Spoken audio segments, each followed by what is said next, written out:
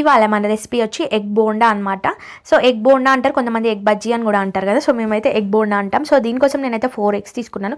దాన్ని మంచిగా ఉడకబెట్టుకుంటున్నా. కొంచెం గట్టిగా ఉడికితే హార్డ్గా ఉడకాలన్నమాట. అంటే 12 మినిట్స్ కాకుండా 15 మినిట్స్ అయితే కొంచెం గట్టిగా ఉడుకుతుంది. మెత్తగా అయితే ఏంటంటే మనం పిండిలో కలిపేసేటప్పుడు మళ్ళీ చితికిపోతాయి. సో దీంతో అయితే 2 బౌల్స్ అయితే తీసుకున్నా. దాంట్లో ఉప్పు, కారం, కొంచెం జీలకర్ర, లైట్గా కొంచెం సోడా అనమాట. ఏంటో ఈరోజు స్టవ్ ముట్టించినప్పుడే ఎందుకో ఆయిల్ పెట్టినప్పుడు ఇట్లా చిచ్చుబుడ్డిలాగా ఇట్లా ఫైర్ వస్తుందన్నమాట. సో ఎందుకో తేడా కొడుతుంది అనిపించింది, కానీ ఏం కాదులే అని మనం మంచిగా అనుకుంటున్నాం. సో ఇంకా మిక్సింగ్ అయితే వేసినాం. మా తమ్ముడికి అప్పటికి అంటుండే ఏదో తేడా కొడుతుంది అని. ఇంకా చెయ్యి అయితే కాలింది. అది కూడా ఒకటేసారి కాదు, 2 సార్లు కాదు, 3-4 సార్లు కాలింది అనమాట. పట్ అంటూనే ఉన్నాయి.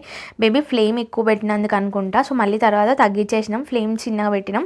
తర్వాత సెట్ అయిపోయింది. ఇంకా వేడిగా అయితే ఆనియన్స్ కట్ చేసుకొని నిమ్మకాయ పిండుకొని తింటే టేస్ట్ అద్దిరిపోయింది. సో ఇంకెందుకు లేట్ చేస్తున్నారు, ఇప్పుడే మన ఛానల్ సబ్స్క్రైబ్ చేసుకొని మీరు కూడా చేసుకొని తినేసేయండి. Thank you for watching.